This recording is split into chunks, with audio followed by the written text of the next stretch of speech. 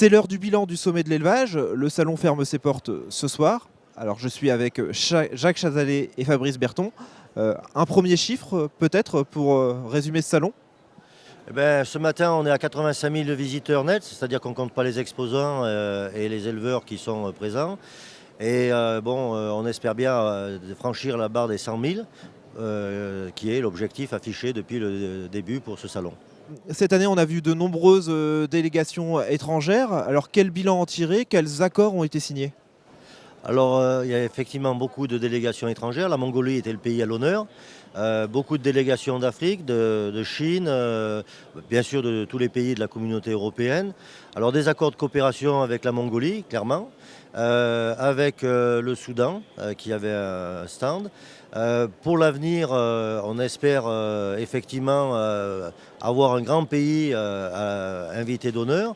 On a plus de 8000 visiteurs étrangers et une bonne centaine d'exposants qui sont des exposants, alors pas forcément directs, ils sont des exposants avec de pays hors France. La période Covid avait accéléré la digitalisation. Avec le retour à la normale, est-ce que cette digitalisation se poursuit? Est-ce qu'il y a d'autres projets? Oui, parce que nous avions opté, bien sûr, nous utilisons des outils digitaux, mais pas en substitution des rendez-vous présentiels, mais en complément. Disons, les outils digitaux nous permettent de continuer, de permettre à la communauté du sommet de continuer à relationner en dehors des 4 jours présentiels.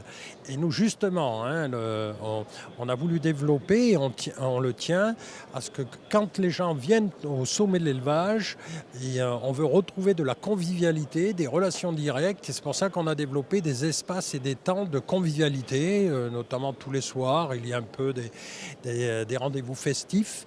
Ce qu'on n'appelle pas le digital. Donc nous, ce n'est pas le digital contre le présentiel, mais c'est deux démarches complémentaires. La FAO a annoncé l'année 2026 comme l'année du pastoralisme. Comment le sommet de l'élevage va s'inscrire dans cette démarche? Alors c'est une initiative justement de la Mongolie, qui est un grand pays de pâturage et de pastoralisme, parce qu'il y a un débat sur la transhumance, mais enfin le pastoralisme, c'est que les vaches, les herbivores, utilisent l'herbe pour se nourrir. Voilà. Alors pour nous, sommet d'élevage, nous sommes un organisateur, donc nous n'allons pas nous inscrire dans les débats techniques et politiques de cette stratégie. Par contre, on souhaiterait qu'il y ait un événement professionnel mondial qui se fasse au sommet, une espèce de colloque, de rassemblement de tous ceux qui ont quelque chose à dire sur le pastoralisme. Ça paraît très logique que ça se fasse dans un salon au cœur d'un massif herbagé, qui s'inscrit dans la durabilité. Et puis aussi, on souhaiterait avec la ville de Clermont-Ferrand que ça soit à destination du grand public, avec la stratégie qu'a la métropole concernant la capitale européenne de la culture, de faire un événement grand public sur ce thème-là pour sensibiliser aussi les Clermontois et les Auvergnats d'une manière plus large sur le fait qu'ils ont la chance de vivre dans une région qui est entretenue, qui fait plaisir au tourisme, mais parce qu'il y a des agriculteurs et des éleveurs.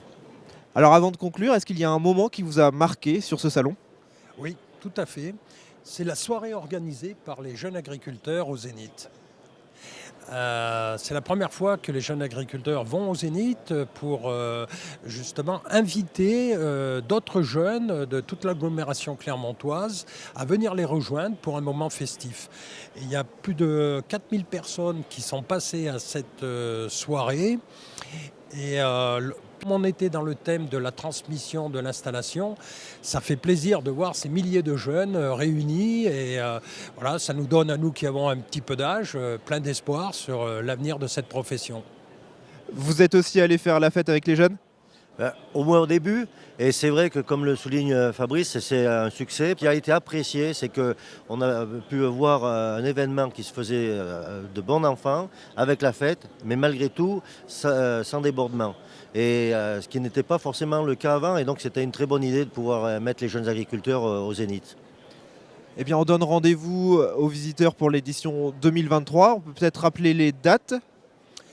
Alors ça sera le 3, 4, 5, 6 octobre. Donc 2023, avec comme concours national le concours national Limousin.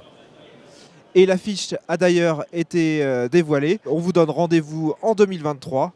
À l'année prochaine.